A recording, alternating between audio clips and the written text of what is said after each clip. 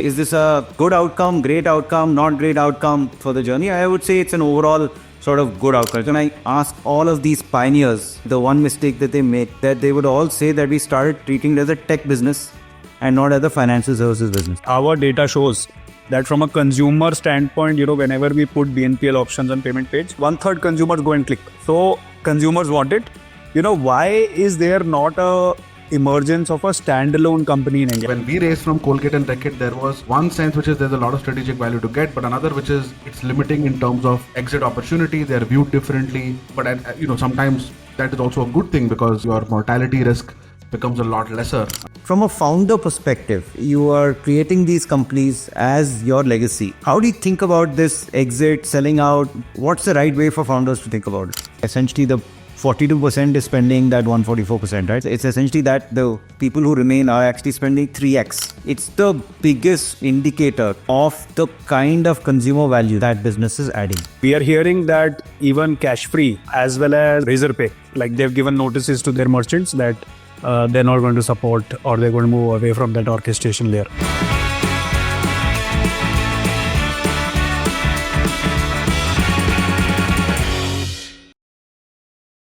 Hi everyone, welcome to episode 11 of the Asymmetric podcast. We have a super exciting episode lined up for you. With me are my regular partners in crime, Revant and Chirag Taneja, but also have a very special guest, Vikram Vaidyanathan, Senior Partner Managing Director at Z47 erstwhile Matrix Partners. He leads their investments in FinTech and consumer, and all three of us have known Vikram for many years. He's an investor in Chirag and Revant's company, so would love to dig his brain on all the topics we have for you. Of course, top of mind is Amazon's acquisition of Axio, a big strategic acquisition in the fintech space. Again, we will kind of dive deeper into acquisitions, what it means, strategic investors. The second topic we have, of course, is Zomato's results. It's a pet topic for the three of us and top of mind for the ecosystem. So we will do a full-blown episode with Swiggy later on. And of course, the entire ecosystem development with Juspay, Razorpay, cash free, and what's happening there. Chirag is in the middle of that, so we'll of course talk to Vikram about it. But today's episode is all about Vikram's points of view and the three of us stress testing all his hypotheses and points of view. So welcome, and we hope that you have fun on episode 11. Vikram, welcome. In the past week, which is the Amazon Axio deal. Would be great to sort of maybe break that down as to because I think that it's a 10-year-old company which was broadly in the consumer lending space, had an interesting journey. I think pre-COVID or at least pre-2020 was doing a lot more distributed lending across many touch points, and then subsequently I think post 2020 largely was lending to Amazon customers, being part of the buy now pay later program that Amazon had. Would be great to maybe spend 10 minutes on the 10-year journey that company had, as well as what are the potential learnings for both entrepreneurs as well as VCs from this journey. Any thoughts, Chirag, Vikram, on this? Should I put up sort of the news on screen so that Sure. We have. I'm assuming you guys can see this, and I'm just sort of. So, this is the company Axio. It was called Capital Float before when it started that journey, and this is all the news that we have, which is Amazon's acquiring it in an all cash 200 million type deal.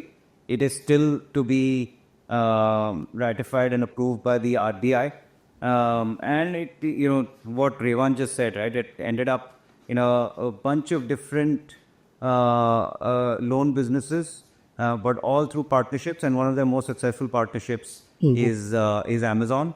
Amazon is also an investor, and then a lot of our friends in the ecosystem, Lightrock, Peak, Revant, I think Elevation in the early days, I think all of them are investors in the company. Both Sashank and Gaurav, who were the founders of the company, essentially pioneered this FinTech NBFC and were part of DLAI for a long time. So I think that's the context right now. I think there are several things, at least for me, which are very interesting to sort of unpack. there. One, question you ask is this a good outcome, great outcome, not great outcome for the journey? I would say it's an overall sort of good outcome. It's not like a great outcome that somebody, either the investors or founders would be celebrating, but all things considered, getting to sort of a good cash outcome actually is something that we should be celebrating as an overall ecosystem. Now, in terms of just context on, how do you think about at this stage, what are the choices with founders, especially in, fintechs and NBFCs in this context, right? And, I don't have full, confirmation, but as far as I know, that they had options for future round financing as well at the same time. So I'm assuming my intelligence is mostly right, and therefore they had an option of raising money, and then they had an option of somebody who's a significant partner actually making an offer to sell. And how do you think about it at that stage, right? The one thing with respect to NBFC is money is raw material. That's essentially something that you'll keep needing and you'll keep raising. Now, in the NBFC space in particular, there is everybody says there is this mythical ceiling that as you get to 5,000 crores, you have to change the way 5,000 crores, you have to change your balance sheet mix. You can't keep borrowing from banks. You have to start doing deposits. You have to actually have multiple channels in which you raise debt. Then, at some point in time, you have to go public, because you can't be dependent on private markets to be giving you equity, right? Because you need both equity and debt in some proportion, right? And you have to keep growing the kind of base. Then there is a ceiling. Before it used to be 10,000 crores. Now people say 20,000 crores, where if you don't have a conglomerate, if you take the largest NBFCs in India, there's Bajaj involved, there's Tata involved, there's Aditya Birla involved. Essentially, you have a conglomerate which is very well rated, and therefore banks can actually take a lot of risk on the conglomerate. And without that conglomerate, of course, you can't actually grow your balance sheet. That's the next ceiling that keeps coming. Could also be a distribution advantage, no, Vikram? Like you would have either consumer businesses, like for example Tata, Birla, or a Bajaj. All of them sort of have the ability to maybe latch on to some of their other businesses and maybe build a lending book from there as well. Is that a consideration? I think there is a consideration that yes, in terms of on the demand side, right? Yeah. You can potentially get new demand at lower or similar CAC, right? Yeah. In some ways, right? So yes, it is part of it, but a large part of it is on the supply side. Can you actually grow this? Because let's say your demand is not constrained. Overall in financial services, your demand constraint to nahi hai, right? Because honestly, if you go tell any of us also, I'll give you a loan at zero, so the demand is not constrained. So the question is, right risk, right return pay. How do you actually acquire that customer, right? So some part of it as you scale is determined by your quality of debt and what cost of debt is. So at some point of time, supply becomes a constraint, more so than demand. Especially assume your underwriting model is working, your go-to-market sales model is working. Then it is a question of actually just figuring out, do you have enough supply to keep growing? And at that point of time, if your supply doesn't, if your supply base of money, so you're not public at that point of time, you don't have the right deposits, then you stop growing. Then what do? Then you become a small finance bank. Because if you don't become a small finance bank, you can't take deposit. So there is a path on that. The reason I'm giving all of that context is, as a founder in that position, you actually have to make this decision, right? Especially if a conglomerate like Amazon is actually giving you this offer, because you can actually, that essentially means that you can build a very large company. Because once you get that strategic on board, you don't have this problem, hopefully, of being able to, at least one part of the problem on infinite scaling, which is the supply side of the equation, becomes solved. That's why I think it's a very important juncture at that point of time to say, should I raise 30-40 million more or 50 million more, or should I take this big strategic that is coming in? And I think that would definitely play in to any founder's mind, and I think that's why you should consider it. at this point in time, especially in the overall NBFC space and so on. I do want to say that both these founders, they were the first guys off the blocks, and they pioneered this entire space. And there is a risk and benefit to being a first mover. I think a lot of the risks on that journey did play out, right? Because they were first off the blocks when the regulatory landscape was not clear for them. So they were hit the first in a lot of these regulatory curveball that came, and essentially the fintech industry has grown up and been formed in the last 8-10 years, and these guys have sort of been taking the brunt of some of those kind of things. I do think that there's a lot to learn from the journey, right? If you look at hindsight, when I ask all of these pioneers, right, the one mistake that they make is that they would all say that we started treating it as a tech business and not as a financial services business, which means I put too much money in tech and too much talent in tech and not as much in financial services. And this is a financial services business much more than it's a tech business. And you have to actually spend the right amount of tech at every point in time. And I love to ask you guys this, because all of you guys are building sort of tech-led, tech-enabled businesses, on how do you actually calibrate how much to spend on tech along the way. I think all of these pioneers ended up spending more on tech than on financial services, and at the end of the day, you have only so much resources and time to spend at each stage. And I think that's one of the biggest learnings for me from the early, fintech journeys, that, underestimated how much it's a financial services business, which is underwriting, collections, and as well as sort of asset quality, and overestimated how much tech can help in reducing CAC or providing operating leverage, which even today I would argue is not played out fully. That because I keep seeing online and offline CAC in financial services in different categories. A lot of the times offline CAC is better. Interesting. That's a very I think good point. Vikram, Sorry, Chirag, go ahead. Vikram, I think very pertinent points that in lending there is late mover advantage. Maybe possibly first mover advantage is a policy here. And also what you said, there is natural PMS. Paise dena to aasan hai. I think it's a business where PMF comes via collections. That's one got to figure out. I think I also wanted to touch upon, I think, this interesting point that globally we have seen standalone BNPL companies emerge, right? We have seen the success of Affirm, Afterpay. In fact, our data shows that from a consumer standpoint, whenever we put BNPL options on payment page, 1/3 consumers go and click, right? So consumers want it. Why is there not a emergence of a standalone company in India? We have seen Zest Money also go through, it had a horrible outcome. But there were talks of that also getting acquired by Flipkart. And now this has gone, at least there is a good exit to Amazon. But why in India, are we still early, or are we missing something in terms of POS or checkout financing? Bajaj Finance, on the other hand, in offline has shown us that it is possible. But what are we missing? Many people have made an attempt. I'm sure you have had a thesis, but it hasn't played out clearly. What are we missing? See, it's an interesting one. Our Matrix US partner, Dana Stolder, actually led this Afterpay deal early. And I actually have a podcast with them when they sold to Square and all of that. So I actually wanted to learn. And one of the fundamental things, especially in these markets, and like Afterpay started out in Australia and so on, one of the fundamental things is actually the convenience aspect of just that of the NPL at checkout, which was just not available.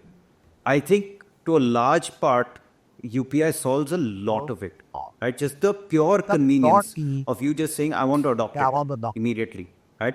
The right person, and we'll come back to sort of who the right person is, but that right user saying at checkout, this is more convenient than actually reaching for my card, doing something at, card adoption is where it is there, all of that.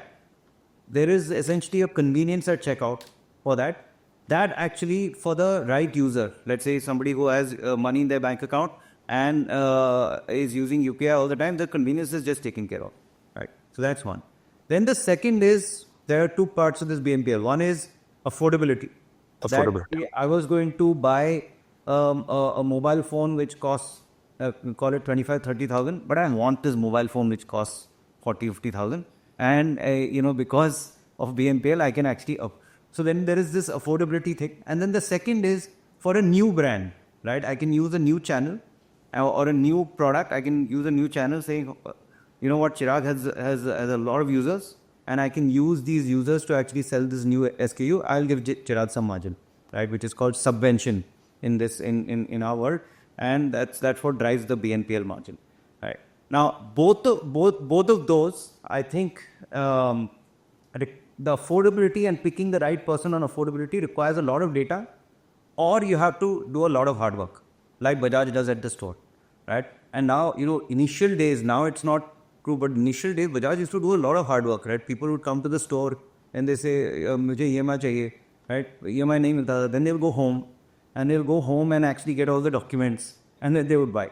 Now, if you want to avail EMI, especially at the store, and Bajaj ka chahiye, to mere ko pata hai, I need these three things. I need my PAN card, I need my salary slip, I need these things. I'll go and I'll get this loan, right? So then they created that process. So either you do a lot of that hard work, or you have the access and data. Like, for example, in this case, Axio Capital Float has, through this partnership with Amazon, to make it work, right? So that you essentially just work on that affordability spectrum. I think those partnerships are few and far between, and you will see that, in a lot of cases, right, where that partnership really works, like this is a great relationship. What I understand is IDFC Axis work very closely with Flipkart on the other hand, on some of these things. In the bike two-wheeler universe, this has been around forever, where you essentially drive affordability through this same BNPL financing. So as long as there is this very close partnership that you can develop, this affordability thing actually does work. By affordability, you mean quality of underwriting, right? Is that because yes. what you're saying is कि यार किसको पैसा देना, किसको credit देना है, किसको नहीं देना है, उसके लिए जो डेटा चाहिए वो आपको पार्टनरशिप से ही मिलेगा या मेहनत से मिलेगा. That's what. I think affordability probably means more access. I think that those are two different. Like, it's questionable whether it's affordable or not, but you certainly get access to the asset. Yeah. So I'm actually saying much more what Revant is saying, which is that in order to actually play that affordability game, you have to know a lot about the consumer. That actually you're giving it to that person who is at that, they're making this affordability trade-off and not just a great trade-off, and they can't afford it. So and therefore that needs a lot of consumer data, and that you can only either do through mehnat and doing a lot of hard work, or you need this close partnership.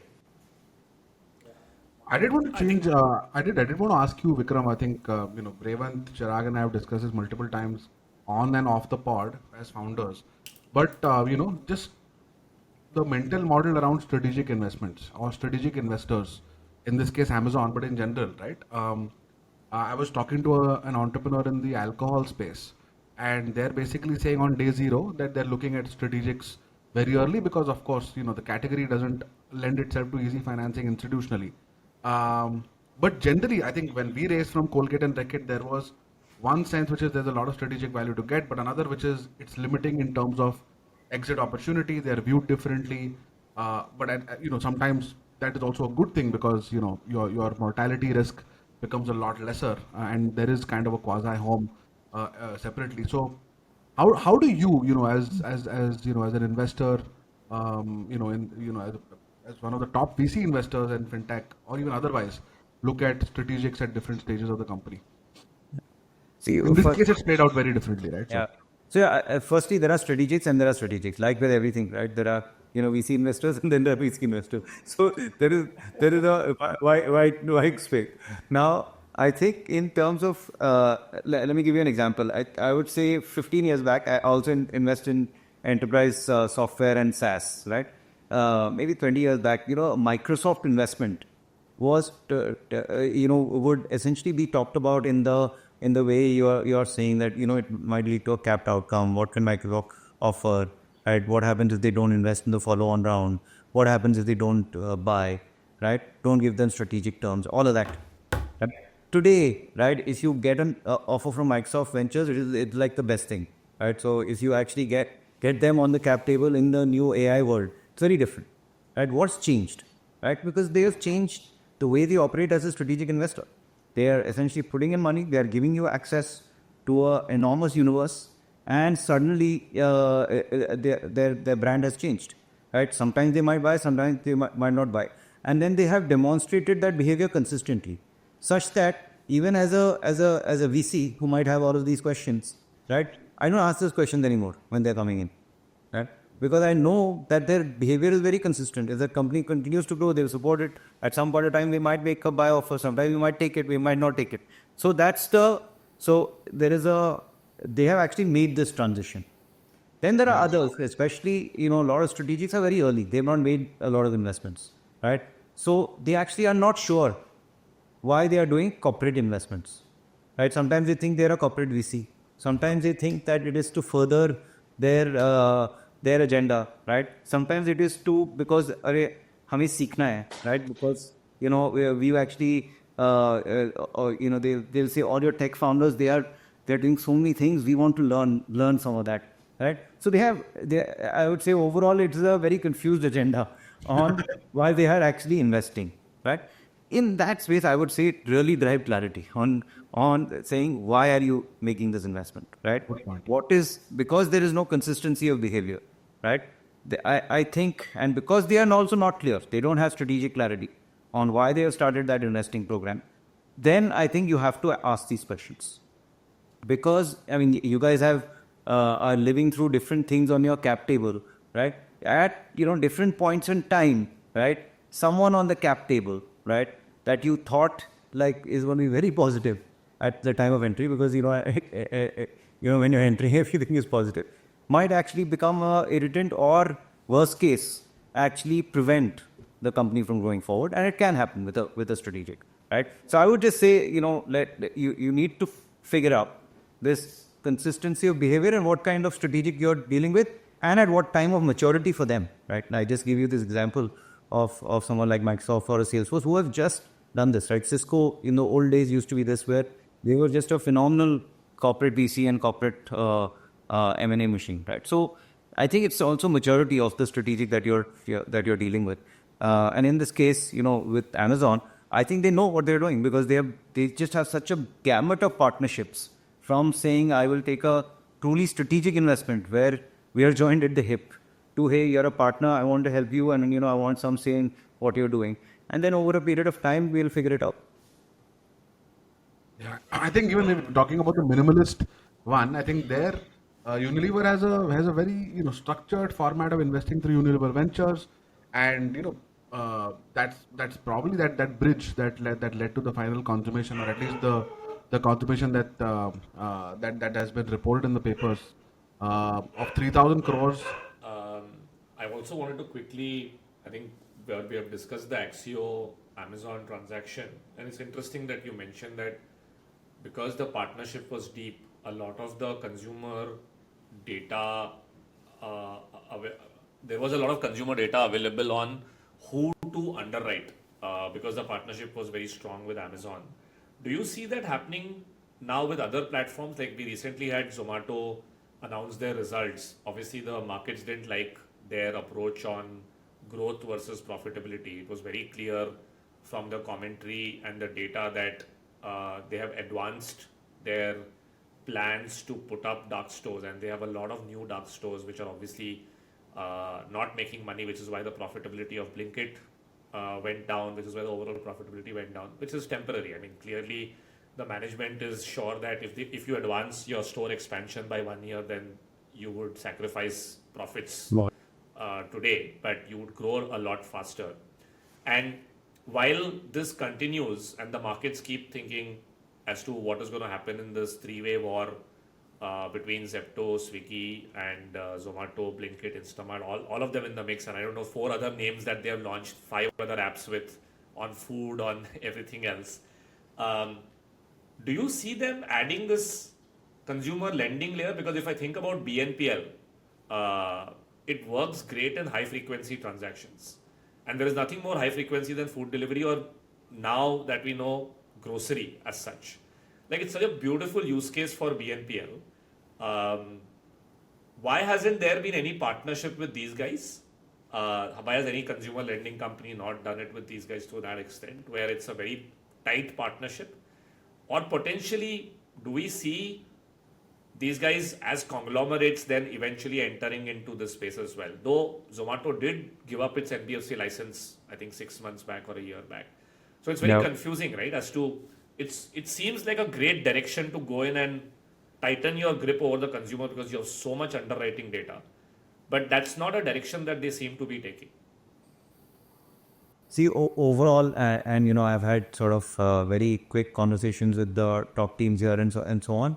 I think everybody recognizes, right, that there is a financial services profit pool, right, somewhere, right, there. And at maybe 4-5 years back, when it was not clear, right, what the demand-led growth was, they were all trying to figure out that where is the juice in the business, and financial services and fintech was actually higher up on everybody's agenda, I would say. So I absolutely think at some point of time they are going to do it, right? It was there. They tried it. It was more subscale at that point in time. You didn't have the kind of cohorts and the kind of usage they have today at that point in time. So it was too early. Today, I think pulling at this thread on trying to figure out financial services partnership and so on, I think is too much of a distraction, given how big both the opportunity set as well as the competitive risk set is, right? I mean, if you see, the market, and especially now 2 of these companies in the QCom space are public, and the third is on its way to becoming public, right? There is so much and here capital is a raw material. So there is so much scrutiny, and everybody is looking at dissecting the numbers on sort of monthly transacting users with a magnifying glass, the cohorts with a magnifying glass. I think there's just so much operational complexity and strategic complexity in executing that if you now start figuring out this financial services, I think it might be a distraction. And it's not that opportunity is going away. It's always going to be there. And if anything, it's going to be larger. And because it is our user, मेरा user है, कहाँ जाएगा, right? I'm providing the biggest services that they want. They're living their life on me. So this opportunity is not going to go anywhere. So I think it is just a question of sequencing, and they will come to it at some point in time. The only other thing, Revant, I would say is, one is it's not like it's a partnership that you just switch on. That एक online plug है and switch on किया तो हो गया. It is actually a much deeper partnership because, for example, let's say Amazon, somebody defaulted on that. You have to go collect from that user. Amazon has to support you in collecting from that user, right? Because they're going to lose that user because you're going to go and do collections there, right? So actually it needs to work overall together much more cohesively as a business. So it's not like one of those switch it on. So it's something that requires sort of more thoughtful investment and say this is a significant part of the business, and then you execute, and then it becomes very big, right? Like if you take the ICICI Amazon partnership, it's one of the biggest things for Amazon. Same with Flipkart Access, Flipkart IDFC, and so on. So it needs the right timing at which you can actually capture that profit pool. I think, Vikram, what you're mentioning is right, that even if we look at the Amazon, the way they have operated, they have continued to build the marketplace and not ventured into the financing business on their own up till now, right? They partnered like they started like 4 or 5 years ago, which was probably a decade already into the business. So you're right that currently the push is toward, or there is probably a larger market to be captured. But I do believe that the large part of this financial services value share can be captured by not doing the NBFC and maybe eventually acquiring one company the way Amazon has done, because they end up owning both in terms of underwriting data as well as the collection mechanism. Tomorrow, let's say, because what you're saying, Revant, what you were saying, that these platforms have become high frequency. A Zomato, a Blinkit together can become very, very strong in terms of ensuring collection happens, because they can ensure, like the worst case, that order will not go through unless you pay the overdue amount. So, which is a very strong position to be in. And also, what Vikram mentioned, I think this is late mover than first mover. You are better off when the depth is there, this opportunity is not going away. This is always going to compound. So, you're better off if let people build. You can always, come back and bring. I think these platforms will always have right to play as well as right to win. Let me ask a couple of different questions to you guys. One is just going back to the acquisition thread. One of the things that is part of the I would say fabric of the ecosystem is that if you sell your company, you are selling out. You're a sellout, right?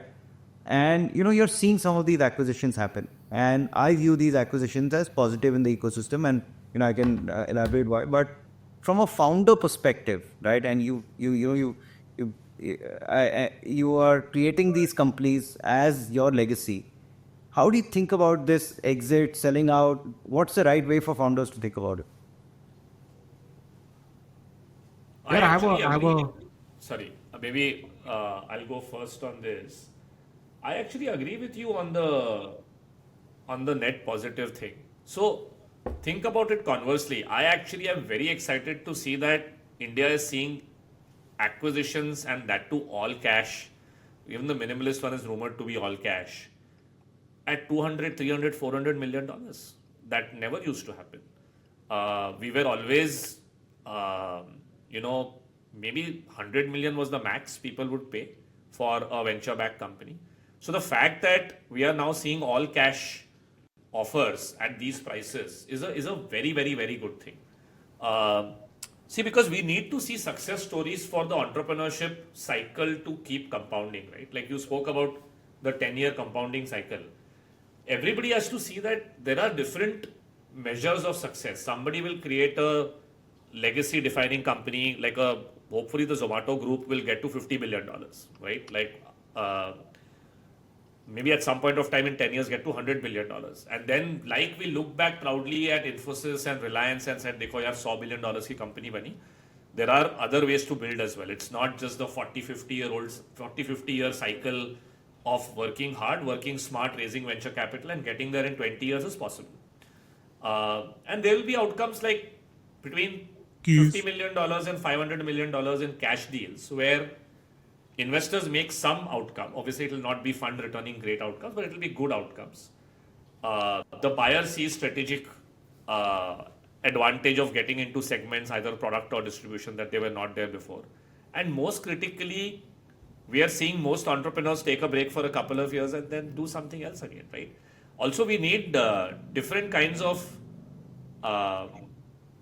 success benchmarks for everybody. Not everybody is wanting to create 100 billion 30-year outcome. A lot of people are just doing it for passion, and they want to know that at the end of it, if they want to just retire, sell their company and do something else, those options are also available.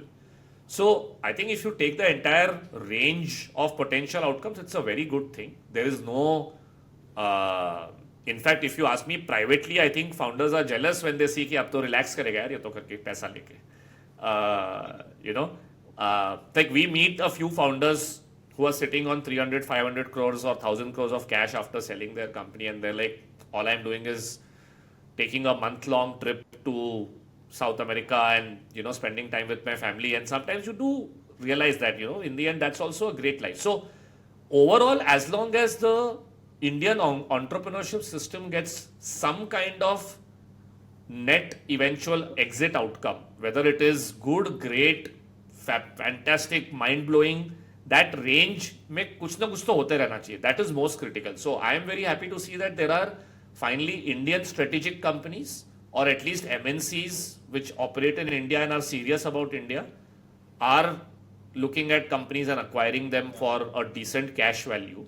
Very great for the overall entrepreneurship and innovation cycle that has to exist in this country for us to, like there was a latest report by McKinsey, right? We have 33 years to get rich before we get old.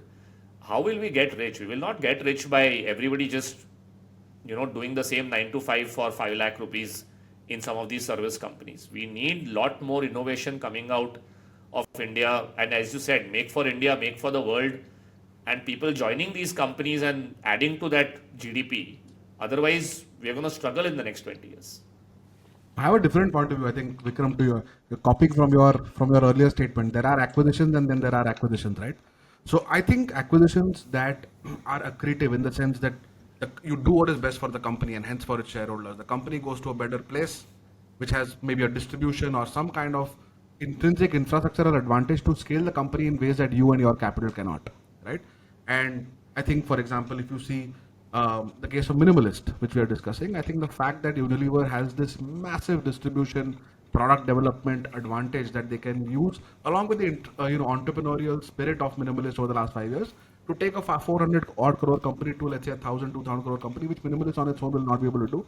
And Unilever has, I think, FMCG has typically been, M&A friendly. So you have seen, kind of small brands being taken over and kind of scaled up in a big way successfully in India and outside. And I think that's a great one. I think the issue is for me, when acquisitions happen, where there is a huge difference between the price tag and the intrinsic value of the business. And you can see that play out very quickly over the next 2, 3, 4 years, and you see what happens to that company. And many times it's very easy and lazy to say the acquirer did not pay attention to it. But we celebrated the free charge sale, and then it kind of went for 1/7 the value to Axis, and I don't know what happened to that company today. So, not a great acquisition in my view. I think it lost all the value it had created and was not good. And then there are always question marks because people lose money in these situations. On the other hand, at similar time when Myntra went to Flipkart, I think Flipkart scaled it up, and Mukesh was kind of able to build out Myntra within Flipkart, and then they got professional management, and it became what it's become today. So, my view is it's very different, and it's great and I agree with Revant, it's great for founding teams to make capital. I think in the Minimalist situation, it is maybe a 7 on 10 deal for Peak 15 or some of the investors, but like 100 on 10 deal for the founders who make maybe a couple of 1,000 crores in cash, who then become LPs to Z47 and so on, right? And give you like intellect. And how do you scale a business from 0 to 5 years of that quality? And that's great for the ecosystem. But I think the proof of the pudding is what happens to Minimalist within Unilever. So the responsibility of that is with the buyer, is with the entrepreneurs, with the structuring of the deal in terms of earnouts over a period of time, and so on. So I think there's no answer. For example, the White Hat situation, like 1 year of steroid-driven scale, I'm sure the intrinsic value was not what it was when it was sold, and I think it was discovered very quickly over a period of time. Because कुछ तो गलत है इसमें, and then you can always say, "अरे ये तो पूरा industry का issue है, etc." But at some point, someone's losing a ton of money by because of the data. So, yeah, that's my view on this. Interesting. No, I think while that part is clear that we need to celebrate these outcomes, especially cash outcomes or stocks from listed companies. It's a little bit of rare thing, and we predicted, I think, in one of the pods that this is going to increase as it moves forward. We are going to see more IPOs and these companies go out and acquire. But I think from a founder perspective now, it's always a battle between logic and emotion here. That as a founder, you will have a vision. You are mentally set that you want to build it out. You want to change the world. So there is this emotional aspect to it that you have put so much effort to get to a PMF, get to some scale, and then there is this opportunity which and we have seen how M&As work out, right? On the other side, all logic will make it very tempting. One is the amount of money coming in. Two is, let's say, people trying to create this equation on an Excel that there is synergy, right? So logic will say, and also we are seeing that, there is larger efficiency at scale. So logic will always say that, okay, this makes sense. This works out. But the founder emotion in terms of how you're built out is a different one to solve for. How do you solve for that? And how do you keep it aside? And I think in Indian ecosystem, I would want to separate that emotion from one is the largeness of, or why did you start? And is there, can you push the envelope in terms of mission by merging or by getting acquired? But I think the second one, which at least, one should stay away, or Indians need to stay away, keep it away, is that founder ego बीच में नहीं आना चाहिए कि if it's outcome, for everyone else and you also, then getting a founder ego, I've seen this कि मैं Indian founder को तो नहीं बेचूंगा. I will sell it to a Microsoft, I will sell it to a global CPG company, but Indian founder को नहीं बेचूंगा. Right? So one needs to separate that. The ego is also a very interesting thing, right? Because Many times acquisitions don't happen because people, like founders typically, especially those who have kind of taken many years to build it, their identity becomes their company. So then, while it might be great for the company, while it might be great for the shareholders, while it might be great for them also, but they're like, boss, ये बेचने के, like, who am I? करूंगा Who क्या मैं? am I? What? No, forget about करना क्या, मैं हूँ कौन? अगर मैंने बॉम्बे शेविंग कंपनी बेच दिया तो मैं कौन हूँ? So I think that is a risk, for, by the way, for the company and the shareholders. If this is an identity issue, and we've seen, especially in consumer, like a lot of companies don't do it because they just, like, the founders don't know what to do with their time.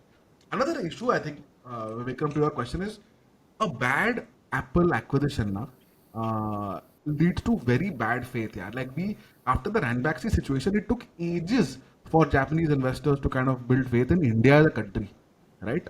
For a long time, it was like, and I think that was a very extreme example, but I think there's a huge responsibility on the seller, on the lawyers, on the current board, etc., to make sure that it is done in good faith, so that this is just it kind of creates the synergy is kind of promise as promised. Of course, things will go here and there, and all of that is fine. But people should not look back and say, "I'm never touching an asset like that again," because that is reputationally problematic for everyone in the ecosystem.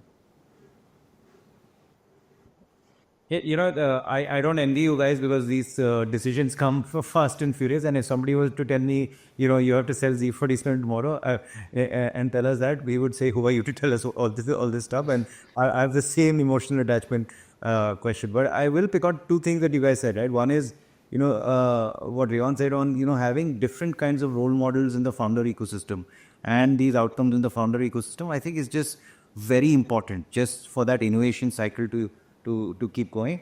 And Shantanu, to your point, and both you and Chirag said this, that, if the mission is continuing in a different way, right, which is you created this company to solve a particular problem and and essentially solve it to the fullest at scale. And if that mission is being fulfilled, and I think that's one way in which I would say founders end up getting over the line. Is that mission is being fulfilled for founders, and I think that's where I have seen it click for founders. That it might not, this is not the vehicle to fulfill the mission, but the mission is actually being fulfilled, and then actually that flippant mental model actually then gets over the line. Finally, I will say is from a LP and investor perspective, these sort of base hits in terms of just outcomes that are happening are very good even from an investor model, right? Especially with cash, with swaps and so on. This is actually, if you take the global VC model and the investor model, these acquisitions, which keep coming, at a decent velocity, are actually very important for the VC investor model. So even though, you might not be tom-tomming these, like a lot saying, okay, this is like this huge IPO, and so you're posting pictures on LinkedIn, but actually it's very important and fundamental to the VC model. Absolutely. One perspective, because you put that point out there, Vikram, is at least I guide some senior founders now. I think once you are out of your PMF and focused on scaling, I think it's important to segregate the founder from the shareholder from the employee. Like Chirag is founder, but he's also a shareholder and he's also an employee while playing the role of CEO. So thinking of yourself as a shareholder and an employee becomes easier to then make these decisions objectively, because the founder role is just an emotional role. And 8 to 10 years into the company, you have to think more as a shareholder because you're custodian for all the shareholders, right? Or as a CEO, you are the custodian for shareholder value for all shareholders, not just yourself. So as soon as you dilute and have multiple shareholders, or if you have an ESOP pool and you have employees who are also shareholders, taking care of all shareholders is the responsibility of the CEO. So I think tomorrow, maybe, a large blue chip or Microsoft wants to come and say, I'll buy Z47 and, let's make it a corporate arm. As long as you're thinking as for all shareholders, you'll come to the right decision. The ego only comes in because of that emotional aspect of being the founder. But what does it mean? It doesn't mean anything after 5 years, 10 years, 15 years into building a company. Okay? Because like I have people with me who have been with me from day one. They are as much founders of this company as I am. So it's easier to then think of yourself as a shareholder, as an employee who's primary fiduciary responsibilities to all shareholders. And then the decision making just becomes very, very objective in that sense. I know it sounds a little cold hearted because missionary founders by design have to stay true to the mission, but you can't. I think what happens is as a company scales, sometimes you start selling that missionary story so much to yourself, you start lying to yourself sometimes. But anyway, I think that's a topic for another. We should not end up making this a philosophical discussion. Our audience comes for the data insights and Chirag's charts and people's insights on it, and not on philosophical discussions on what founders should do.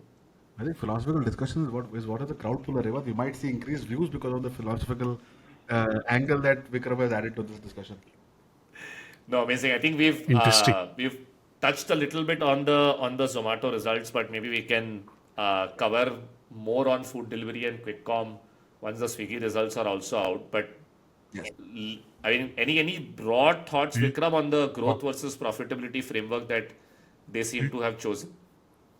Markets don't seem to like it, but clearly they are seeing a lot more leading indicators on why this could be the right decision compared to what they have been doing in the last couple of years. See, for me, what stood out is the cohort, right? Which is, if you see the 2-year cohort getting to 42%, and I think the GMV retention is right below that, right? Which is this, 144%. Essentially, the 42% is spending that 144%, right? So, it's essentially that the people who remain are actually spending 3x, or actually 3.4x what they were spending, right? So it's the biggest indicator of the kind of consumer value, right, that that business is adding. Then you are seeing the competitive forces come through, right, where you're seeing Swiggy come at you, you are seeing Zepto come at you, and you have unbelievable category leadership lead. As Zomato, you have food delivery category leadership lead, and now I think on QCom they're at 10 million plus transacting users, and that's probably double what everyone else has. Right. So if you say, I'm seeing these cohorts which are saying that consumers love it, and I'm seeing category leadership potential in what is probably the biggest e-com play that this country has seen because it just happened in such a short period of time, then as a founder, not pressing the pedal is not an option in my view, right? So that you actually have to go for it. And so it is absolutely the right decision from at least as in speaking as an early stage investor who's saying, okay, there is humongous category leadership potential to create this 50 billion company and 100 billion company. I would say those are just the absolute right decisions to be making in that period of time, especially as food delivery also is seeing some tapering.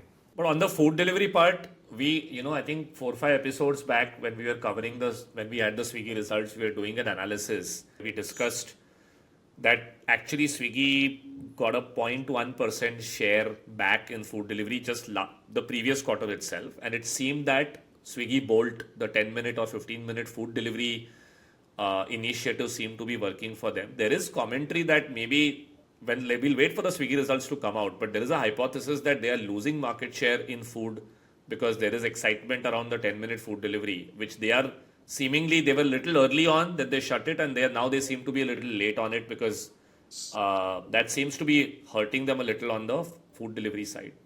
Any thoughts on that? Honestly, I haven't seen the data on it, and this 10-20 basis point shift at least is not enough to convince me that this is going to be a significant change, right? Because see, the question is from if I have a few friends who are public market investors, they are actually seeing two things. One is what is the market construct of an existing market that they know sort of well, and they have patterns, right? Which is the food delivery market. There is a market construct that they have established in their mental model. Overall market growth will be so much. Zomato is I forgot now, 55-60% market share, maybe 2/3 in certain quarters. Swiggy is there, and they're adjusting that market construct. Is that enough to change that market construct?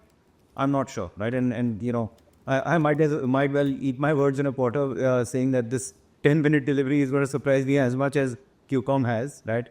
and I'm not sure it will. But I think that's the question, right? Does the market construct significantly change? I don't think it does as much. Now, I see think, Vikram, just to add in between here, I think in the earning call also Zomato said that while this play is emerging, it is not going to change a lot of market dynamics or market share movement at the moment, it looks like. They have also started, they made a statement, Dipinder has made a statement that demand does get accelerated, does increase because of 10-minute food delivery, but it's still very, very early days. It shouldn't be a market share movement tactic now. I think in a week or 10 days, we'll have the Swiggy results. I think we'll be surprised with. I have a hypothesis that Swiggy will gain even in a quarter. And it may just be 0.1 or 0.2, but I think if you believe in compounding, it will take only 4 quarters. See, this is exactly what Zomato did to Swiggy, right? It creeps on you very fast if you cede market share with these things. But let's see. I think we should have a more detailed conversation around this once we have the Swiggy results as well. Then we can actually do the like to like. But good to hear that even at this scale, $20+ billion market cap, while the public market shareholders seem to have panicked and not rewarded their growth over profitability framework. Maybe there are other concerns around eventual long-term profit pool if this battle is going to continue to last, right? Because if the Flipkart minutes coming in, Amazon now just starting Taze, we don't know till when this growth versus profitability is going to be is this going to be a permanent trade-off is maybe where the worry is. Yeah, and I think, Vikram, don't you look at it that way that, when an industry or a player is growing 100% plus year on year, then, at least the writing is on the wall that other people are going to come in and go for that market share. So I think it was quite like writing on the wall, wherein the movement had to change. We had said that this is going to lead to consumer delight. I have seen Blinkit do a delivery fee now. So there is no delivery fee now.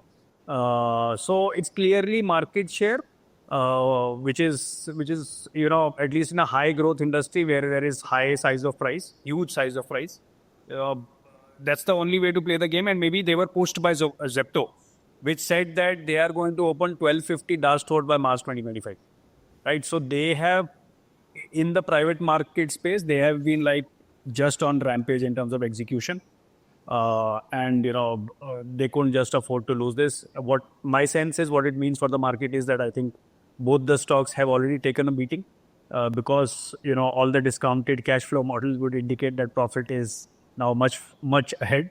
But the game is on for taking up more market share. Yeah, just on that, right? When we see this go, volatility and basis these decisions, right?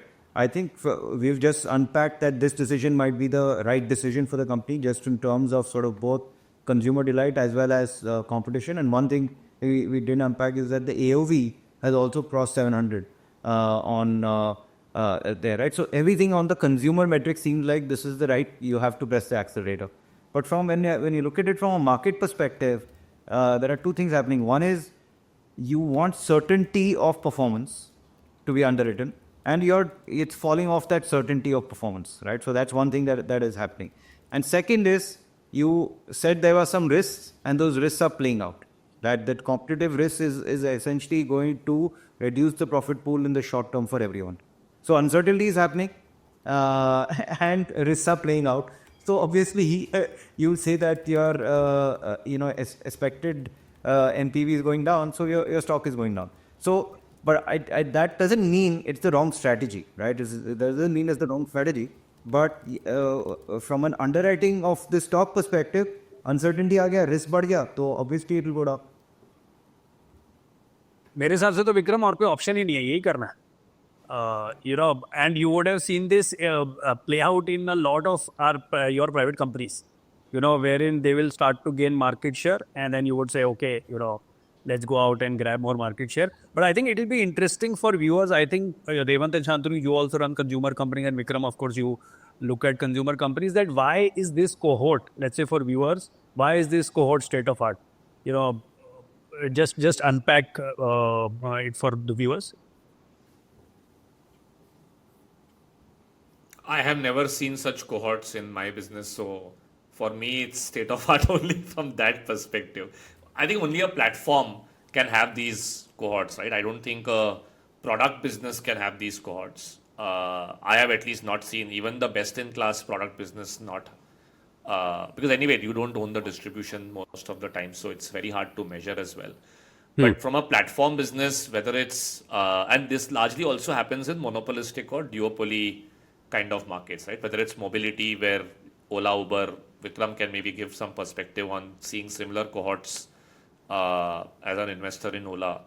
So why are these cohorts so impressive? And fundamentally, let's say the business we stopped acquiring customers today, right? Theoretically, right? We stop acquiring customers today. This is saying is that the same customers will keep driving more and more of your business, which actually is a great path to profitability. Because you're not acquiring users, you're going to serve the same people.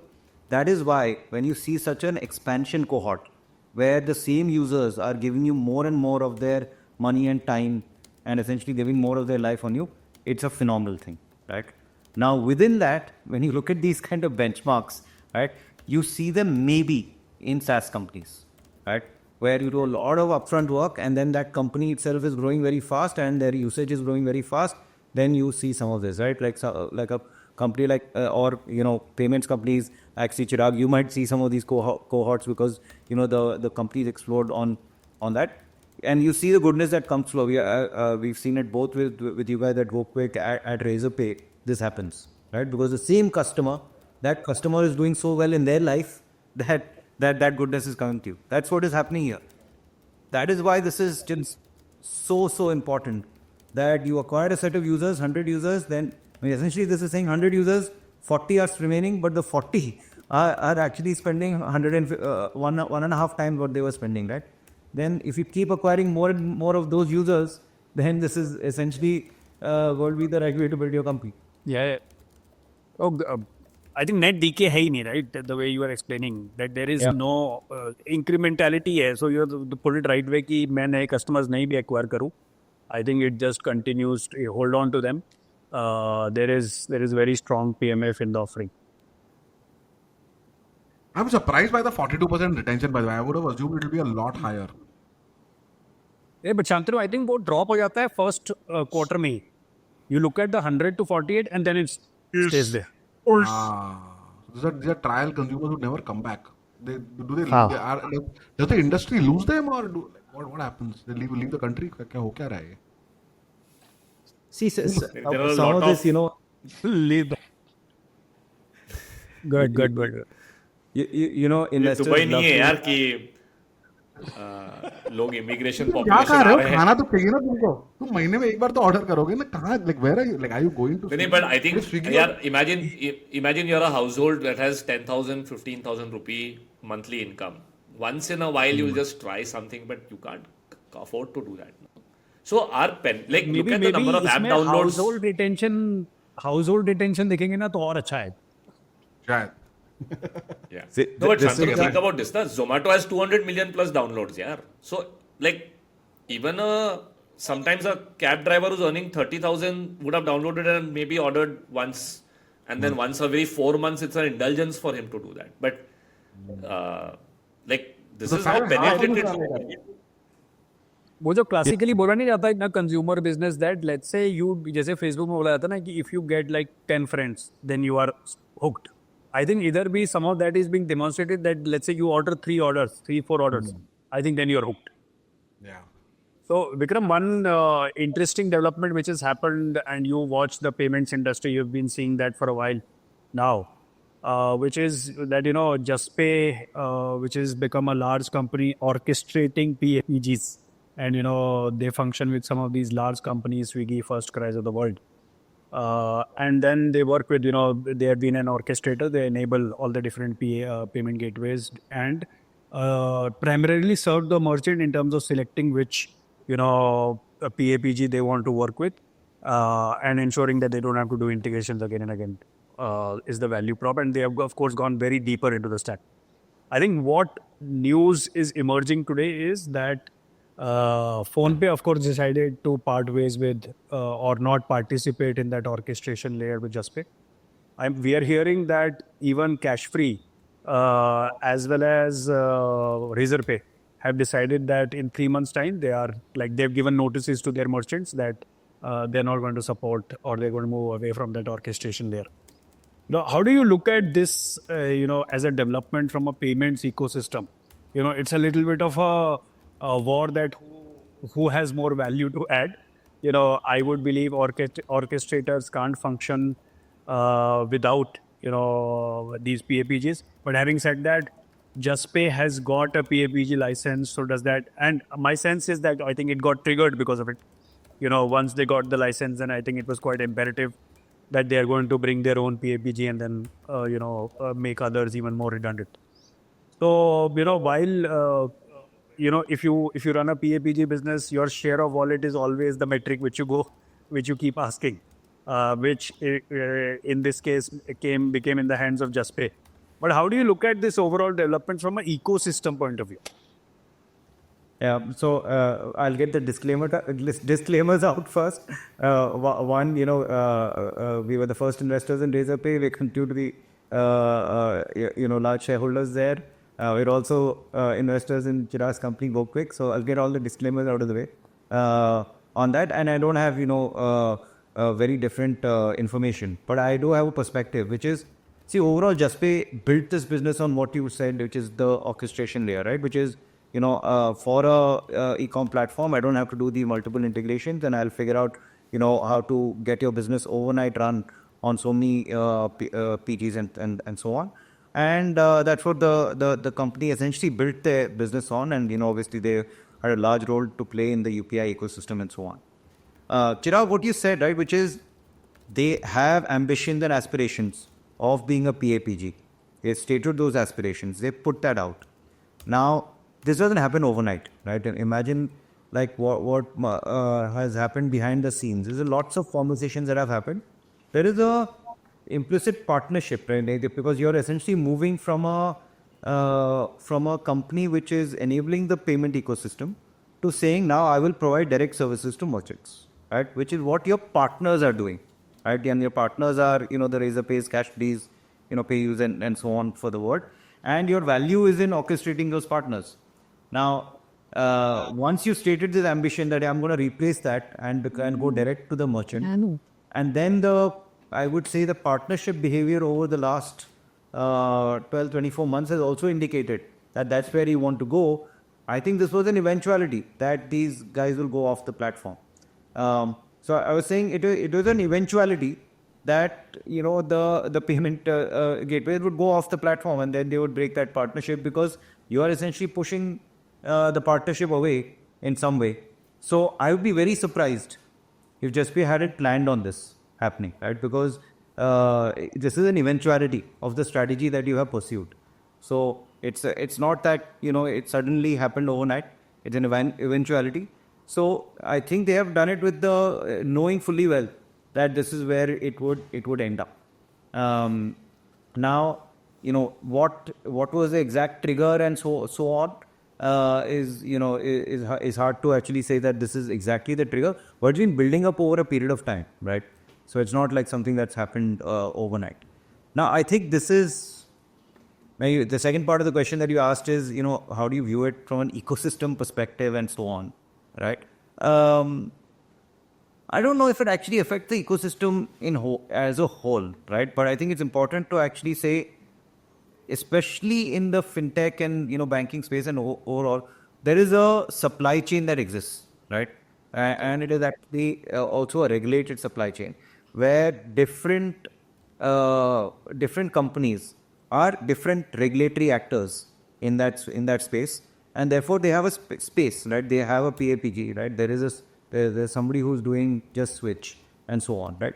So I think one is that there is a supply chain framework in which I think there is tremendous depth in just doing and providing that service, because again that's another game that is just beginning. So if you just have crazy scale just in, let's say, credit cards, the credit card stack, right? As credit cards explode, there is a large company to be built there. And any kind of break in these partnerships where you intrude into your partner stuff in some way, either with regulatory cover or without, actually you're going to break your compounding in that journey. So you have to do it because your sliver is not too large, and therefore you are willing to break that partnership and willing to go down a different path, right? But otherwise, if you take the overall fintech ecosystem, the different actors have different roles, and each of those roles has become humongous. Take an RTA like CAM in the wealth space, right? CAM is an RTA just through this entire wealth explosion journey 2018 onwards has become humongous, and maybe I'm forgetting the overall market cap on CAMs. It's one of the biggest stories, and they do a very simple thing, and they stay doing that in mutual funds, right? Which is just an RTA, and they keep doing that, and obviously just the scale has been humongous. So I think it's important to understand, maybe for founders in the fintech space, because always some level of greed that I'm a picks and shovels business. Why don't I become a lender? Why don't I start doing this? Why don't I start doing that?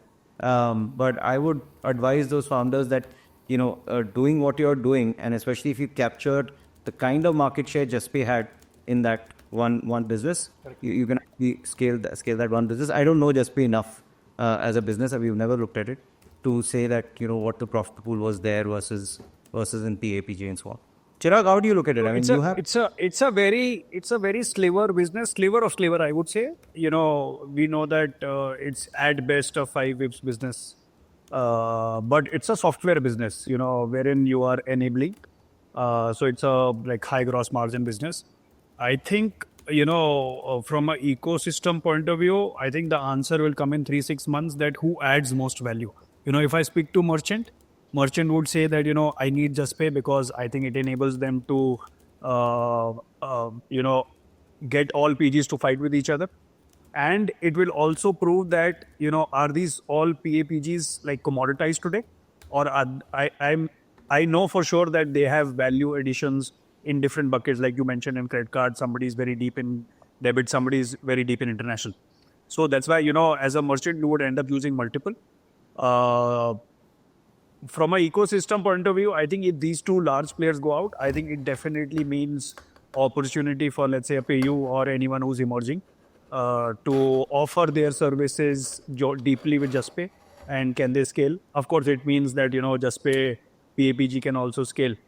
So, and you are right कि ये बात सही है कि, you start the business with saying हम भाई हैं, दोनों रोटी का half करके खाएंगे.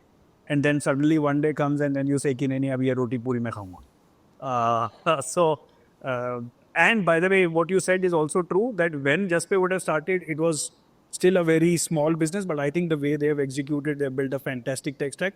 The revenue pool is quite sizable. Yeah. It's not that, it's a very, very small, and they had to do this. I think maybe, SoftBank coming in is probably the preemptive move. Yeah. And there are very smart people on the Juspay side. That's why I'm saying, if they had not predicted this as an eventuality, I would be very surprised. And so it might have come faster than they thought, which is how usually risks play out. But if they haven't planned for it, I would be very surprised. But trigger to Vikram usi se hua hai, because I know for sure that Razorpay and Cashfree both had their optimizer orchestration layers, right? And when you are a party in conflict, people won't use you. So there is always a need for a neutral orchestration layer, right? Now that neutrality is gone. So, actually, it's an interesting one. Does it mean that there is a space for second Juspay now? I definitely think there is, because there is a need, especially for the smaller merchants. I think in all of this, if you ask me who loses, is the smaller merchants who have less engineering bandwidth and less sophistication, and therefore they lose, right? For any of the larger merchants, right, they are essentially going to borrow one of somebody's stack, including what you just said, and run a neutral operation for themselves. They will actually be okay, right? And they have enough direct integrations and so on, and they will be okay. And for the larger merchants, the large PAPGs will actually put engineering bandwidth to actually figure something out for them. It's the smaller merchants who are going to suffer, and therefore I'd love to see what happens to smaller merchants, as these go off the platform, and what happens to sort of conversion rates and failure rates. Yeah. What is Vikram? What else is top of mind? Chirag, Revant, what else is top of mind for you guys before we close? My worry is my low recovery yesterday. तो मेरी तो फटी पड़ी है कि भाई ये भाई HRV एक कितना चांस important होता है ये बताओ. Yeah, I have just taken off my Whoop because but I will tell you the secret to actually wearing this Whoop is I realized that when I wake up in the morning, I don't look at it.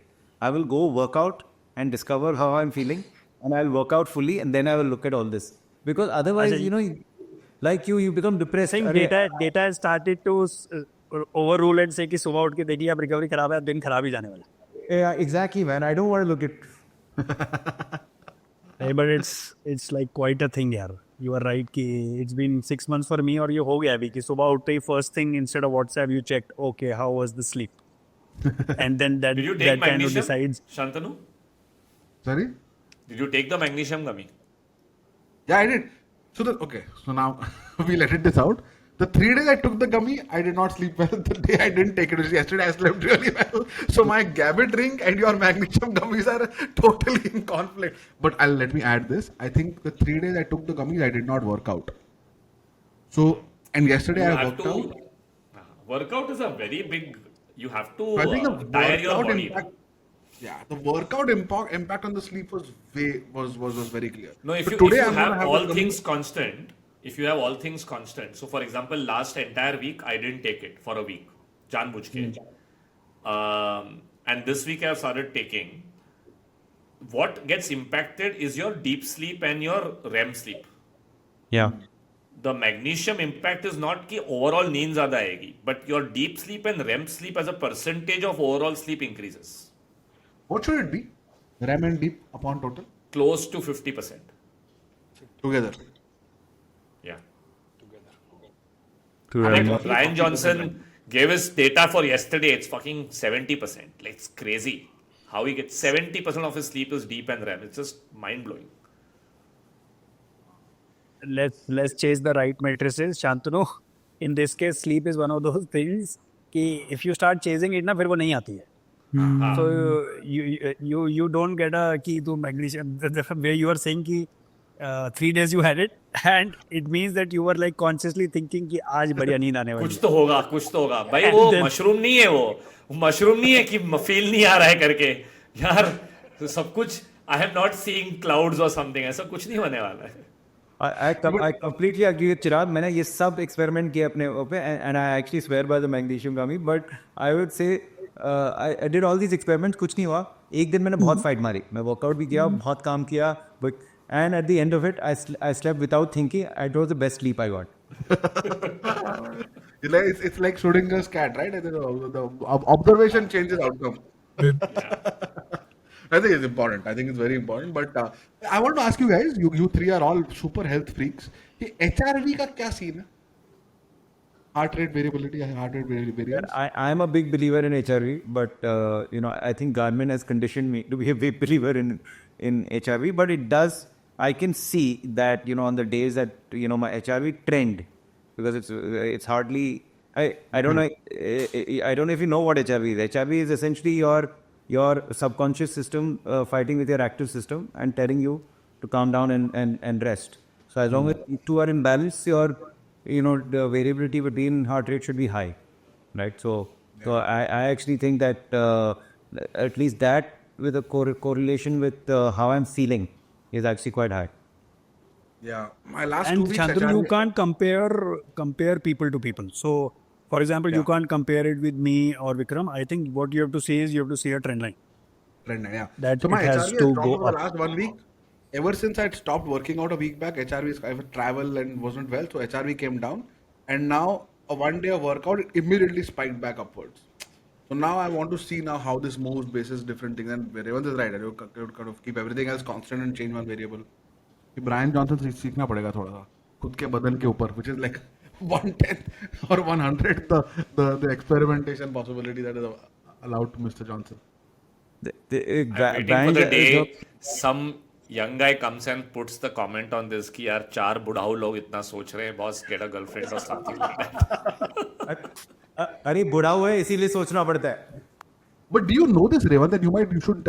Why are 40-year-olds looking 25 and 25-year-olds looking 40? What's happening there? ये कहाँ से Buddha like they are Gen Z, like all these 25, 27-year-old kids Arre. look old, dude. मतलब मैं 25 हूँ, do I look like 40? I'm young. Like, three of you look the same since I first met you. You didn't see the comment on the last episode that Revant, nobody's Shantanu and Chirag are not taking your hair gummies. And see, everyone knew you were bald, but Chirag offense ले लिया कि इतने मेरे बाल कम हो गए करके. So people are was noticing. Please don't comment. Like अगले comment में कुछ तो आएगा कि ये आपके यहाँ पे 4 बार और बाल कम हो गए आपके या इतने बाल सफेद हो रहे हैं. Like I don't know. Problem with these 4K cameras is सब कुछ दिख जाता है एक तो. Every minute flaw is also seen. So I do feel Gen Z is looking a lot older. Yeah, but didn't you look a lot older at that? I see some of my pictures from that time, 25 to 30. I look horrible. And I'm like, and I asked my wife, क्यों शादी की तूने ये सब देख के?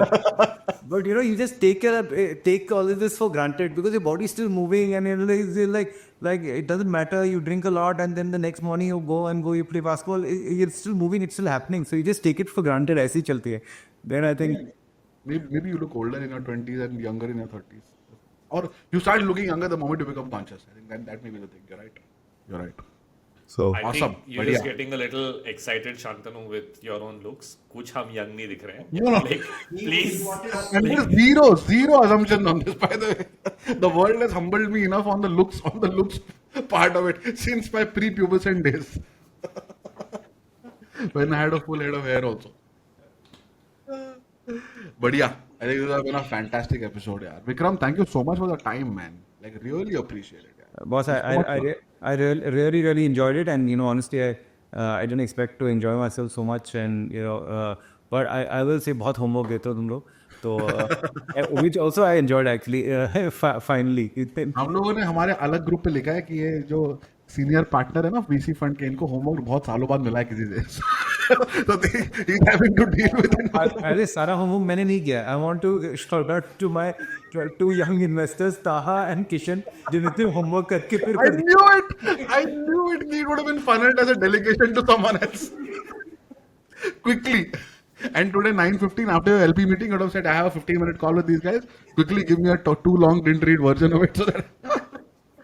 But yeah, it was very good to get your perspectives, and you know, like, you're such an active investor personally and you know, institutionally, that it's always good for us and for viewers to kind of know how you're thinking, you know, what you're looking at, what excites you, and so on. I think it's perspective that we honestly like will not have individually or even together. So thank you so much for you and the team for taking the time.